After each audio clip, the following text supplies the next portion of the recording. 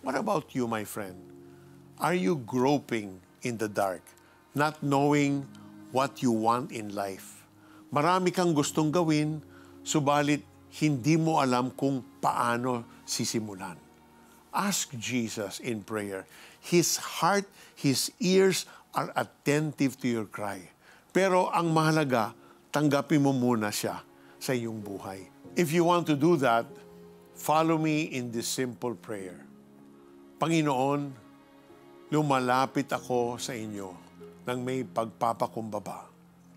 Marami akong pangarap, subalit hindi ko alam kung paano mag-umpisa. You are the Almighty God who knows the end from the beginning. You are the Alpha and the Omega.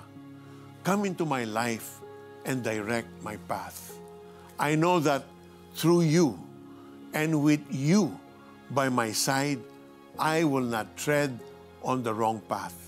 Isinusuko ko po sa inyo ang lahat ng mali kong desisyon na ginawa ko na hindi kalugod-lugod sa inyo. Simula ngayon, O Lord, kayo na ang maghari sa aking buhay. Ito po ang aking dalangin sa pangalan ni Jesus. Amen at amen.